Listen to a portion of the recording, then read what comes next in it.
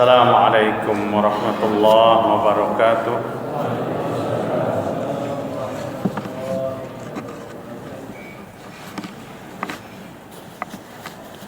Alhamdulillahi rabbil alamin.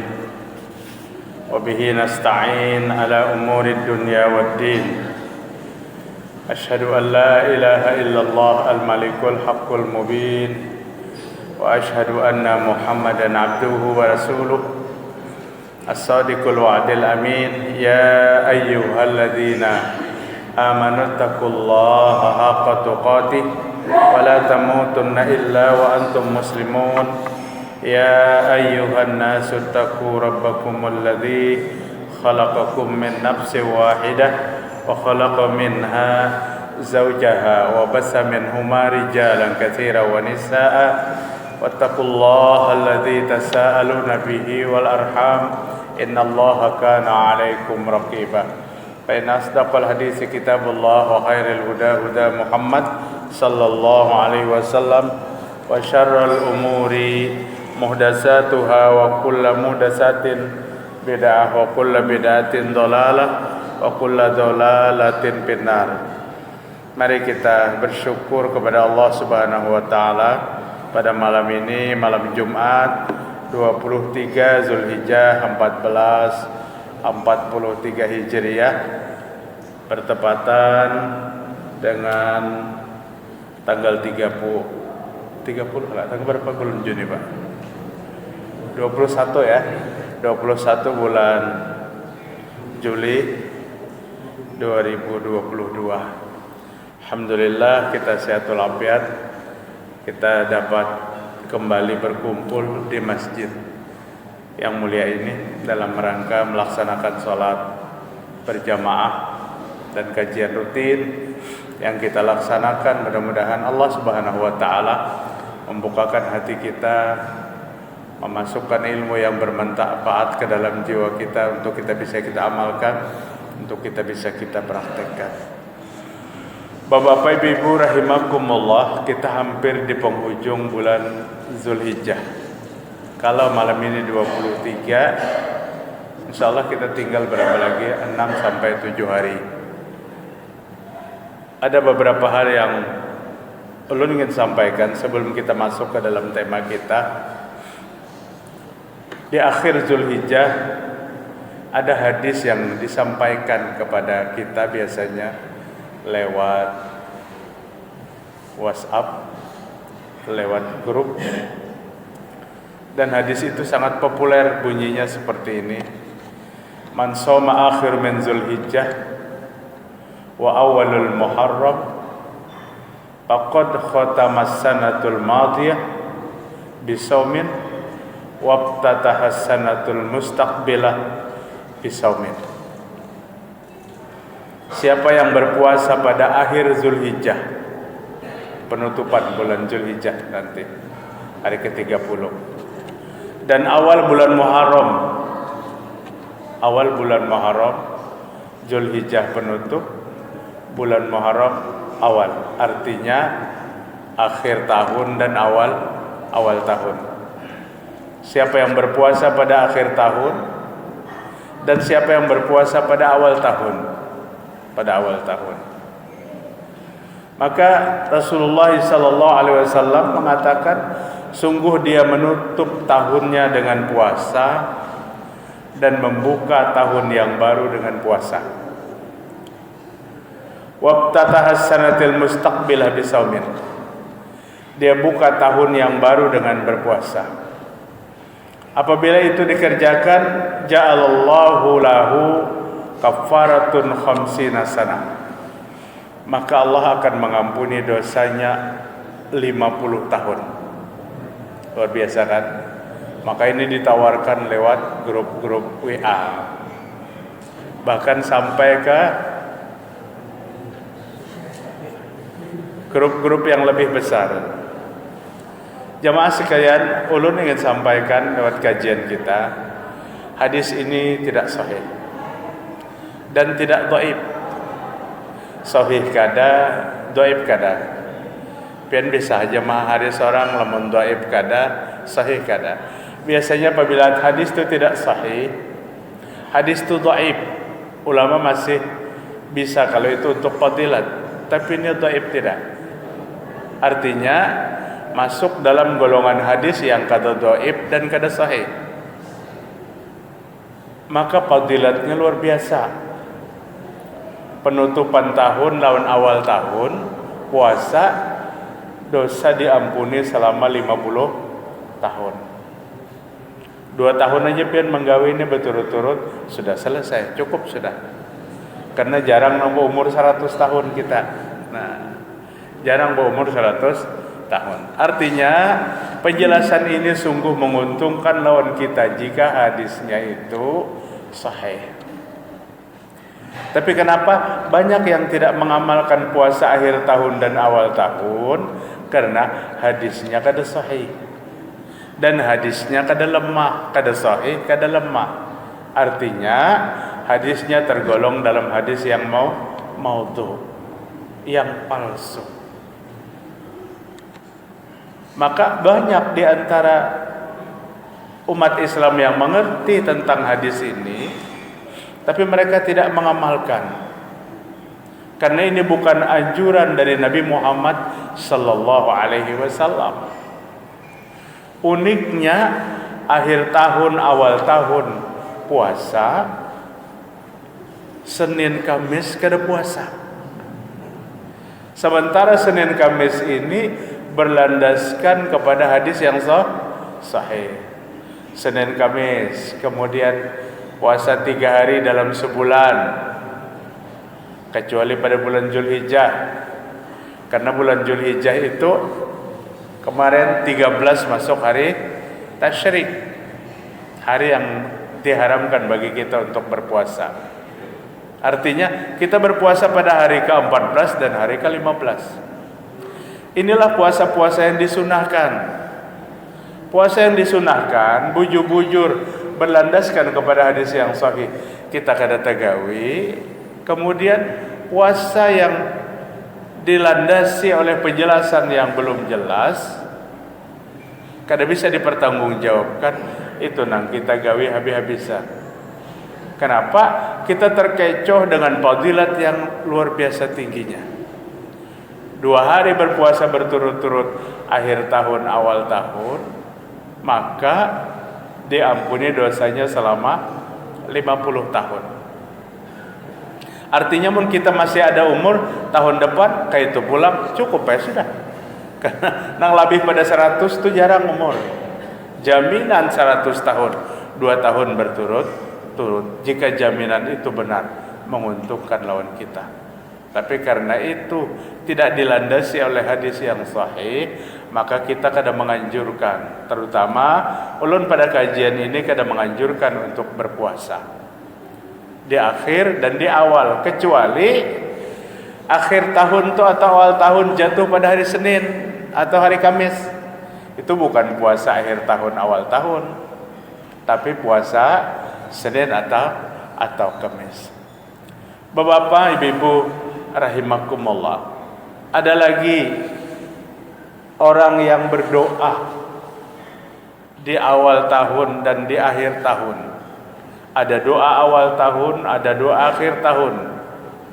Kalau pian baisian Yasin Kandal, kitabnya halus saja, ngarannya Majmu'us Syarif. Di situ ada doa akhir tahun dibaca habis asar menjelang maghrib, dan dosa awal tahun dibaca setelah sholat maghrib. Karena perpindahan tahun, perpindahan hari dan bulan itu pada malam hari. Pada malam hari, setelah tenggelamnya matahari, terbitlah bulan. Beda dengan perpindahan matahari, itu pada tengah malam. Doa ini dianjurkan dibaca sebelum tenggelam matahari, sebelum berkumandangnya azan maghrib. Dan doa ini dianjurkan dibaca setelah tenggelam matahari, terbitnya bulan, selesai sholat maghrib. Ada lagi fadilatnya yang luar biasa. Apabila dibaca, maka setan setahunan kada kawa menggoda kita nang membaca itu. Ulun khawatir kita ni kalau binata lalu pede benar lawan doa itu. Sementara doa itu juga bukan datang daripada Nabi Muhammad sallallahu alaihi wasallam. Apakah dari sahabat Nabi? Juga tidak ada.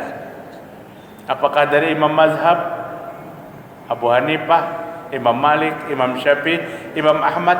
Doa ini belum ada pada masa itu. Artinya doa ini datang setelah lawas benar, sepeninggal Nabi Muhammad sallallahu alaihi wasallam. Sesuatu yang baik berdoa itu kada terlarang.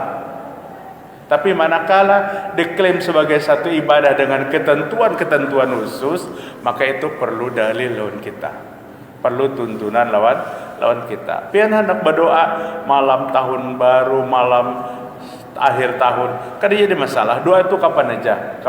Tapi jangan mengklaim itu doa khusus untuk akhir dan doa khusus untuk awal. Apalagi fadilatnya, kita terlalu pede mendengar fadilatnya. Setahunan pacangan kada digoda oleh syaitan. Enteng benar kita menganggap syaitan setahun ke depan.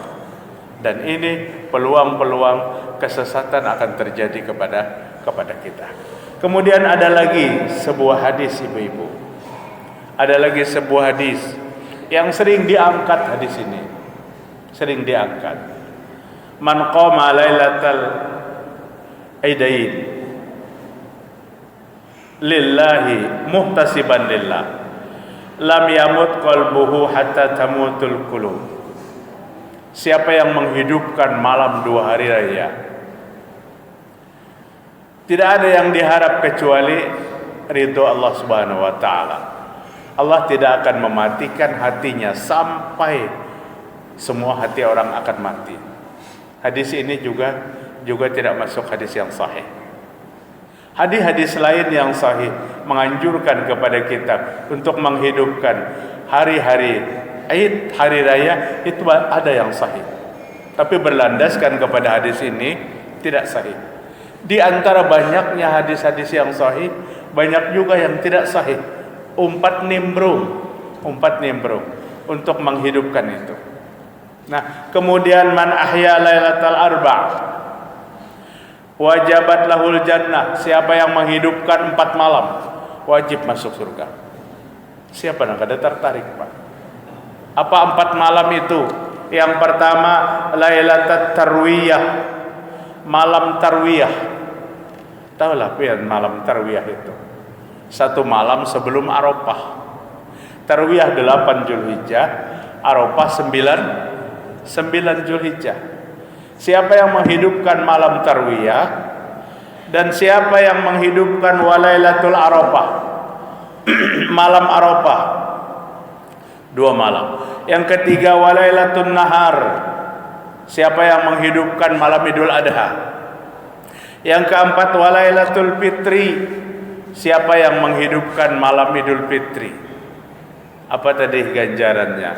Wajabat lahul jannah, wajib dia masuk surga. Pacangan kada menggawe lagi solat nang lawin, cukup 4 malam nih habis-habisan, maka wajib masuk surga.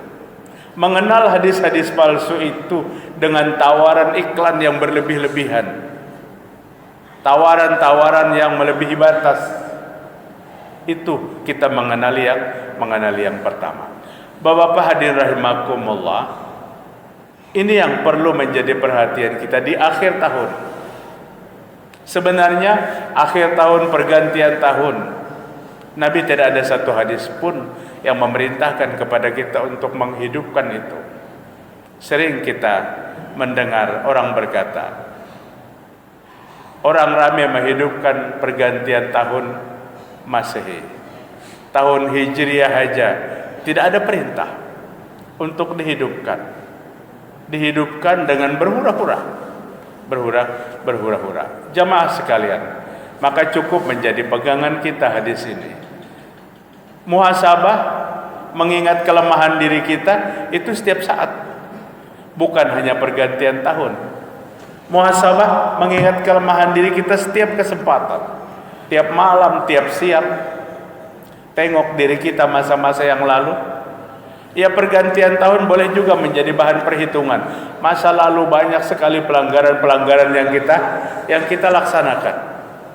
Untuk ke depan menjadi orang yang lebih baik.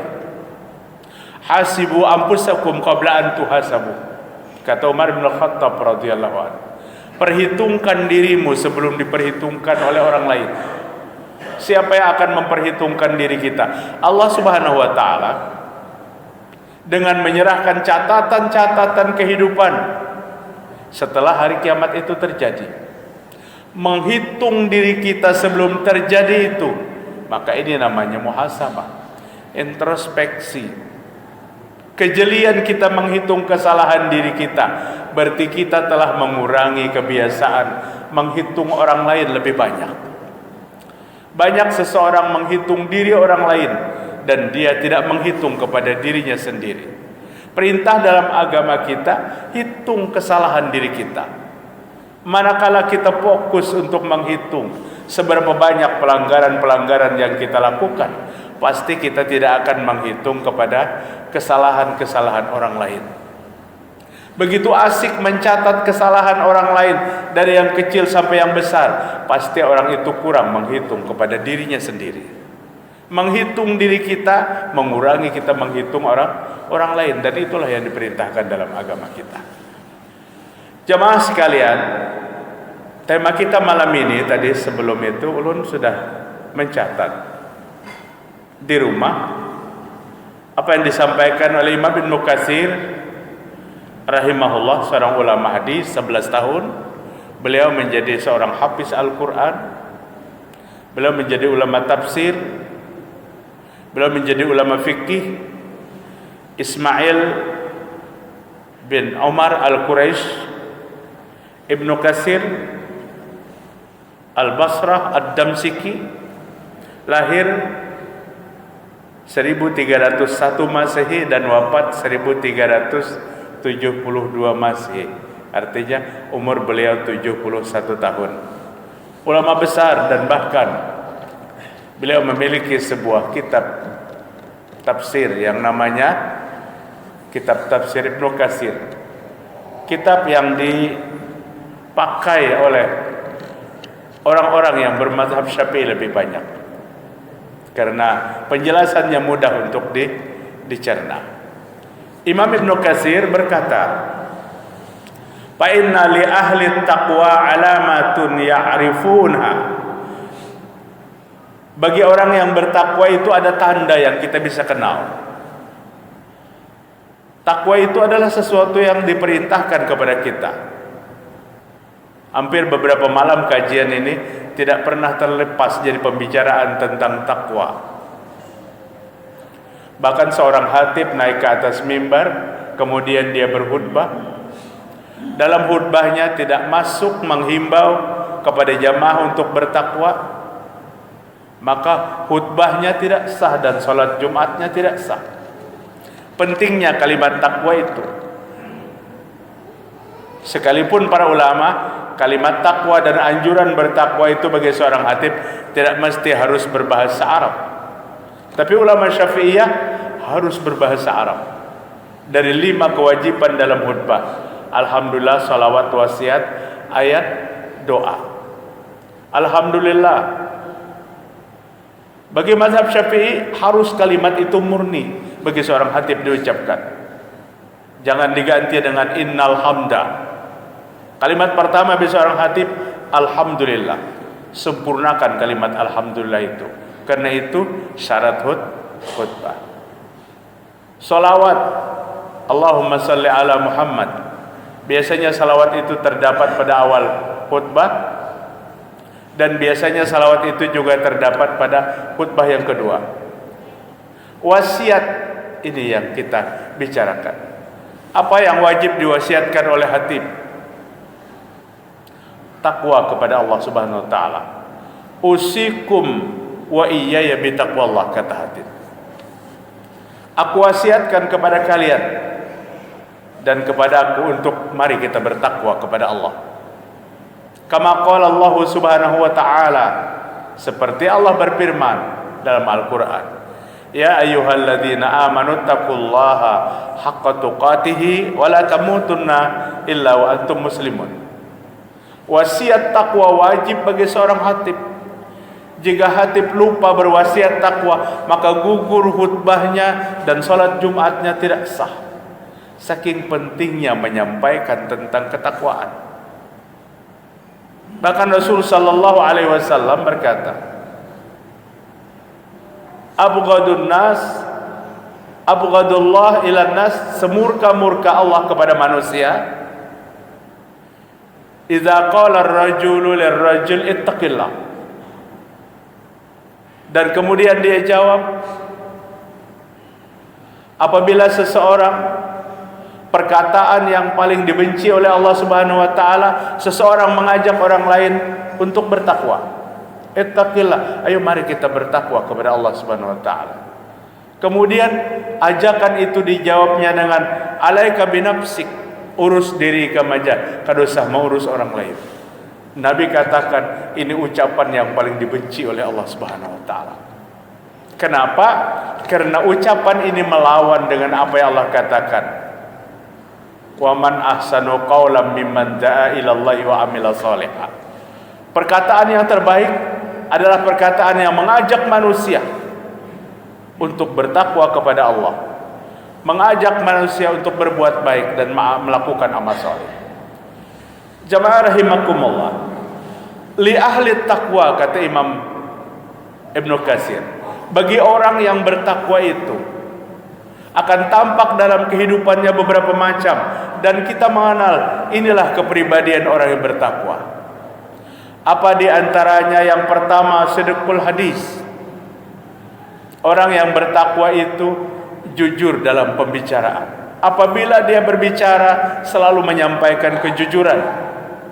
Jika tidak mampu menyampaikan kejujuran, maka dia lebih memilih untuk tidak berbicara. Man kana yu'minu billahi wal yawmil akhir falyaqul khairan aw liyasmut. Siapa yang betul-betul beriman kepada Allah dan hari akhir, maka berkatalah yang baik-baik, atau lebih baik diam. Berkata yang baik itu perintah dari Rasul sallallahu alaihi wasallam. Kemudian diam juga perintah jika tidak mampu mengucapkan perkataan yang baik. Para jamaah sekalian rahimakumullah, sebuah hadis Rasul dari Ubadah bin Samit radhiyallahu an, salah seorang sahabat yang mati syahid. Ubadah bin Samit adalah suami dari Ummu Haram. Istrinya juga mati syahid. Suaminya juga mati syahid. Ya Ubadah bin Samit. Ummu Haram itu saudara satu rahim, satu ibu satu bapak dengan Ummu Sulaim, juga wanita tangguh yang Nabi melihat dia sedang menikmati indahnya surga. Dua orang bersaudara, Ummu Sulaim, Ummu Haram, kedua-duanya masuk surga. Ubadah bin Samit berkata, Rasul sallallahu alaihi wasallam bersabda, "Adminu li sittan min anfusikum admanu lakumul jannah." Praktekkan 6 macam dalam kehidupan kalian, aku jamin kalian masuk surga. Nabi menjamin seseorang masuk surga. Maaf bapak-bapak, yang dijamin bukan kepribadiannya, bukan orangnya, tapi 6 macam ibadah yang dia praktek dalam kehidupan, Nabi menjamin untuk masuk surga. Sehingga para ulama mengatakan 6 macam ini adalah kunci-kunci surga. Dan ini hadis sahih bapak-bapak. Apa di antara 6 macam yang dijamin untuk mendapatkan surga? Usdiku idza haddastum. Yang pertama, apabila berbicara tidak ada kebohongan. Tidak ada kebohongan dalam pembicaraan. Dan ini pembicaraan orang yang bertakwa. Dan ini pembicaraan orang yang dijamin indahnya surga, masuk ke dalam surga. Berbohong saya pribadi yang dilarang dalam agama. Apalagi berbohong atas nama Nabi Muhammad sallallahu alaihi wasallam. Nabi kada pernah menyampaikan, tetap disampaikan. Jelas sekali hadis itu, ulama sepakat pendapat bahwa hadis itu adalah palsu, tapi disampaikan kepada umat. Ini berbohong atas nama Nabi. Lebih berat tuntutannya daripada berbohong atas nama sesama manusia. Kita berbohong dengan orang lain sesuatu yang kita bohongkan, itu sudah dosanya luar biasa. Apalagi berbohong atas nama Nabi Muhammad SAW. Usdiku idza haddastuk, ini kepribadian orang bertakwa. Apabila berbicara, maka berbicara yang benar. Yang kedua, wa aufu idza wa'adtum, kunci surga yang kedua. Apabila berjanji, maka dia selalu tunaikan janji itu. Wa addu idza tumintum, yang ketiga, apabila diberikan amanah, maka tidak pernah mengkhianati. Dari skala besar, satu negara yang memberikan amanah kepadanya. Dari skala besar, satu provinsi yang memberikan amanah kepadanya, satu wilayah yang memberikan amanah, atau suami istri yang istrinya mengamanahkan kepada suaminya, suaminya mengamanahkan kepada istrinya. La dina liman la amanata lahu. Tidak ada agama bagi orang yang tidak bisa amanah dalam memegang teguh yang diberikan. Apa yang diberikan kepadanya dilaksanakan dengan amanah. Ini adalah tanda seorang muslim. Nabi menjamin dari Ubadah bin Samit, indahnya surga seseorang yang diberikan amanah tapi tidak mengkhianati. Qad aflahal mu'minun alladzina hum fi salatihim khashi'un walladzina hum 'anil lagwi mu'ridun walladzina hum lizzakati fa'ilun walladzina hum li furujihim hafizun illa ala azwajihim aw ma malakat aymanuhum fa innahum ghairu malumin faman ibtagha wara'a zalika fa ulaika humul aadun walladzina hum li amanatihim wa ahdihim ra'un. Orang yang menunaikan janji dan amanah yang dipikulnya adalah orang yang Al-Quran gambarkan orang-orang yang akan mendapatkan surga Firdaus. Surga Firdaus akan menunggu bagi orang-orang yang amanah. Artinya apa yang Nabi sampaikan dalam hadis Ubadah bin Samit sejalan dengan Al-Quranul Karim. Nabi menjamin seseorang masuk surga berkata jujur, menepati janji, dan melaksanakan amanah itu dengan baik. Melaksanakan amanah dengan baik. Kemudian yang keempat, orang dijamin indahnya surga. Wahfazu waghaddu absarakum, menundukkan pandangan. Kita diberi dua mata kita, dan kita mata itu gunakan untuk memandang. Tidak sedikit lewat mata ini ganjaran pahala datang kepada kita. Manakala kita memandang sesuatu dari ciptaan Allah dan kita kembalikan kepada Allah Maha Pencipta, Pencipta yang terbaik dan terindah, maka pahala yang kita dapatkan. Tapi dalam Islam, Al-Quranul Karim menceritakan ada larangan-larangan bagi kita untuk memandang sesuatu yang tidak dibenarkan dalam Islam. Nabi berkata kepada Ali bin Abi Thalib, wahai Ali, pandangan pertama itu adalah hakmu, tapi menyusul pandangan berikutnya kamu akan bertanggung jawab di hadapan Allah Subhanahu wa taala. Artinya hadis ini menjelaskan bahwa berjalan itu jangan berpajam. Amun berpajam teranjah orang lain atau diranjah orang lain. Gunakan mata kita untuk menatap ke depan.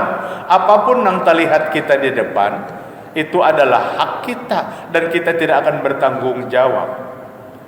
Tapi yang dituntut pertanggungjawaban pandangan yang kedua, ini nang bina belawas mencanganginya. Ali bin Abi Thalib, seorang yang masih muda, dan Nabi memberikan seperti itu. Wa ghaddu absarakum, tundukkan pandangan.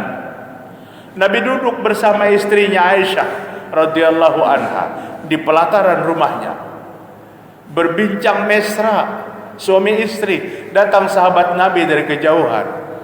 Siapa yang datang? Abdullah ibnu Ummi Maktum, sahabat yang kedua matanya buta. Abdullah dengan tongkatnya menuju rumah Nabi. Begitu sampai ke pelataran Nabi dan dia mengucapkan salam, Assalamualaikum. Salamnya dijawab oleh Nabi Muhammad sallallahu alaihi wasallam. Dan Nabi katakan kepada istrinya Aisyah radhiyallahu anha, Aisyah, masuklah ke kamarmu. Sekarang ada tamu laki-laki yang datang. Aisyah protes kepada Rasul, "Ya Rasulullah, yang datang nih kedua matanya buta. Biar ulun kada masuk kamar, inya kada kau melihat ulun juga." Nabi katakan kepada istrinya, kalau Ummi Maktum yang datang kedua matanya buta, tapi Aisyah bukan buta mata. Artinya, ghaddul basar, tundukkan pandangan laki-laki dan perempuan. Al-Quran berbicara tentang ini untuk laki-laki dan perempuan.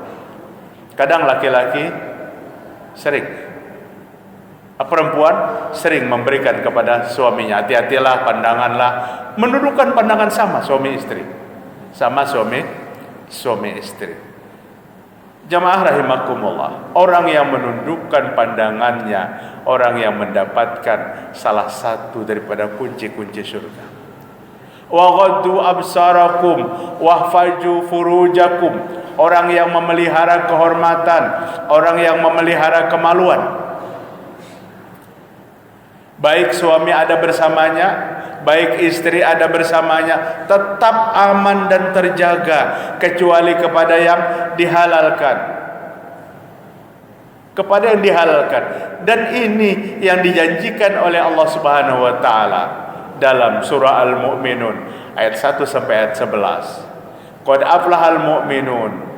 Salah satu, walladzina hum li furujihim hafizun illa ala azwajihim aw ma malakat aymanuhum fa innahum ghairu malumin. Orang akan mendapatkan surga Firdaus, orang yang menjaga kehormatannya, kemaluannya, laki-laki atau perempuan sama, kecuali kepada orang yang Allah halalkan kepada mereka, istri-istri mereka atau budak dan hamba sahaya mereka. Ini tidak mengapa. Tapi apabila mencari penyaluran di luar daripada itu, faulaikahumul adun, ini adalah orang-orang yang melampaui batas. Waqafu aydiakum, kata Rasulullah sallallahu alaihi wasallam. Yang keenam, kunci surga yang keenam, jadikan tanganmu untuk memberikan solusi terbaik untuk orang lain, termasuk pasangan kita. Jangan tangan untuk memukul, jangan tangan untuk menyakiti, jangan tangan untuk apapun bentuk yang dilakukan tangan kita yang menjadikan orang lain sengsara. Cukupkan tangan ini memberikan solusi yang terbaik. 9 tahun aku hidup bersama Rasulullah, kata Aisyah radhiyallahu anha, tidak pernah satu jari pun Nabi arahkan ke badanku yang diawali dengan kejengkelan dan kemarahan. Artinya semua tangan-tangan Nabi yang sampai kepada istrinya belayan-belayan kasih sayang. Kalau dalam kehidupan kita ada hari ini yang disebutkan dengan KDRT, kekerasan dalam rumah tangga. Biasa memukul istri dengan tangannya, berminggu-minggu bini kada mau keluar rumah, bibir bangkak dipukul oleh suami. Pada saat menjamur tetapasan, bini tetangga kenapa bibir bangkak, tahan tup dinding jadinya, daripadanya menutupi sifat kebengisan suami. Dan ini tidak dibenarkan di dalam Islam. Jamaah rahimakumullah, 6 macam ini dipraktekkan, maka Rasul menjamin untuk mendapatkan indahnya surga. Hadis ini sering ulun angkat apabila diminta nasihat pernikahan, karena bagus sekali di antara 6 macam ini bagi orang-orang yang akan menikah, yang sudah menikah, baru menikah. Ternyata sebenarnya hadis ini berlaku kepada orang yang sudah lama menikah. Orang yang cucunya sudah 10 masih bagus memegang hadis ini. Karena keharmonisan dalam rumah tangga bukan waktu hanya menikah aja. Keharmonisan dalam rumah tangga kita harapkan sampai akhir hayat.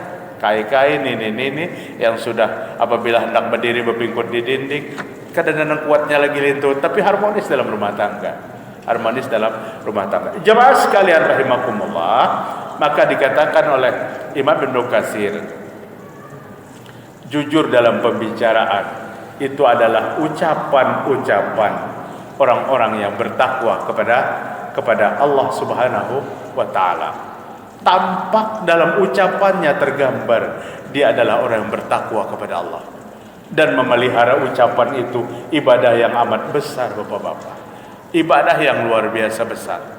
Nabi Muhammad SAW menggambarkan, inna fil jannati ghurafa yura zahiruha min batiniha wa batinuha min zahiriha, kata Nabi. Di surga itu ada satu kamar yang sangat indah. Indah dari dalam keluar, dari luar ke dalam. Nikmat melihat indahnya kamar surga itu. Abu Malik Al-As'ari, sahabat Nabi yang dari Yaman, berdiri dan bertanya, ya Rasulullah, untuk siapa itu? Untuk siapa indahnya kamar di surga itu? Maka Nabi mengatakan, liman atabal kalam wa at'imut ta'am wa bata qa'iman wan nasu niyam. Untuk 3 golongan manusia. Indahnya kamar-kamar di surga Allah siapkan kepada 3 golongan manusia. Siapa 3 golongan manusia itu? Liman atabal kalam. Yang pertama, orang yang menjaga tutur kata. Apabila berbicara, damai orang yang mendengarnya. Apabila dia berbicara, tidak ada kebohongan apa yang dia bicarakan. Tutur kata yang bagus, jaminan utama untuk mendapatkan indahnya surga. Wa at'imut ta'am, golongan yang kedua untuk mendapatkan indahnya kamar surga itu, orang yang memberi makan kepada orang-orang yang tidak mampu. Berbagi kepada sesama itu adalah jaminan indahnya surga. Haqqat li mahabbati lil mutabazilina fiyah, kata Allah Subhanahu wa taala dalam sebuah hadis qudsi. Dia benar-benar mendapat kasih sayangku bagi orang yang berbagi kepada sesama. Berbagi kepada sesama mengundang datangnya kasih sayang Allah. As-sadaqatu tutfi'u ghadaburrah. Sedekah, infak itu menghapuskan kemarahan Allah Ta'ala. Orang yang suka bersedekah pasti orang yang tidak dimarahi oleh Allah Subhanahu wa Ta'ala. Dan inilah jalan usaha amal untuk mendapatkan indahnya surga. Wa bata qa'iman wan nasu niyam. Dan orang yang bangun malam hari untuk melaksanakan sholat malam, sementara orang lain tertidur pulas. Dia bangun melaksanakan sholat malam. Apa yang kita kerjakan, yang dikerjakan pada sholat malam itu, Rasul Sallallahu Alaihi Wasallam menjamin untuk mendapatkan indahnya kamar-kamar di surganya Allah Subhanahu Wa Taala. Amalnya kadang terlalu berat, bapak-bapak ibu. Walladzina yabituna li rabbihim sujjadan wa qiyamah, dalam surah Al-Furqan ayat 63. Hamba Allah itu orang yang diakui oleh Allah sebagai hamba. Alladzina yabituna li rabbihim sujjadan wa qiyamah, yang melewati malam-malamnya selalu dengan sujud dan qiyam. Apabila kita terbiasa untuk bangun, tidak sulit untuk ke depan. Melatih ini paling seminggu 2 minggu.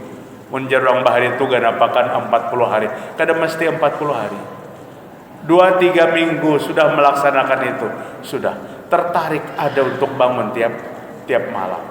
Tatajafa junubuhum anil madaji'i yad'una rabbahum khaufan wa tama'a. Diangkat tulang rusuknya dari pembaringan. Dia angkat badannya dari pembaringan. Kemudian dia menghadap kepada Allah, berdoa kepada Allah, meminta kepada Allah. Dia takut kepada Allah, dia mengharap rahmat Allah yang banyak. Salat yang sunnah yang Allah perintahkan lewat Al-Quran berulang-ulang adalah salat malam. Dan salat malam adalah amal yang tidak pernah ditinggalkan oleh baginda Rasulullah SAW dan para sahabat. Ulun simpulkan kajian hari ini, orang yang bertakwa itu bisa dilihat dari beberapa macam. Yang pertama, kata Imam Ibnu Katsir, apabila dia berbicara selalu jujur. Yang kedua, wa'adul amanah, diberikan amanah, dia bertanggung jawab, tidak pernah mengabaikan apa yang di pundaknya. Yang ketiga, wa qazmul ghais, orang yang bertakwa itu mampu menahan gejolak emosi, kada tapi penyangitan, karena nilai ibadah yang tergambar dalam jiwanya itulah yang mampu menahan gejolak emosinya. Wa sabrun 'alal bala, orang yang bertakwa menerima ujian dari Allah dengan nilai-nilai kesabaran. Kesabaran ada batasnya, itu kita yang berkata seperti itu. Tapi Allah mengatakan sabar tidak ada batasnya. Fasbir sabran jamilah. Sabarlah kamu sehingga kamu menemukan kesabaran yang sangat elok. Kemudian yang kelima, orang yang bertakwa tergambar wa syukran lin na'amai, selalu mensyukuri nikmat yang diterimanya dari Allah Subhanahu wa taala. Mudah-mudahan Allah memberikan hidayah kepada kita, mengampuni kesalahan dan dosa-dosa kita. Subhanakallahumma wa bihamdika asyhadu an la ilaha illa anta astaghfiruka wa atubu ilaik. Assalamualaikum warahmatullahi wabarakatuh.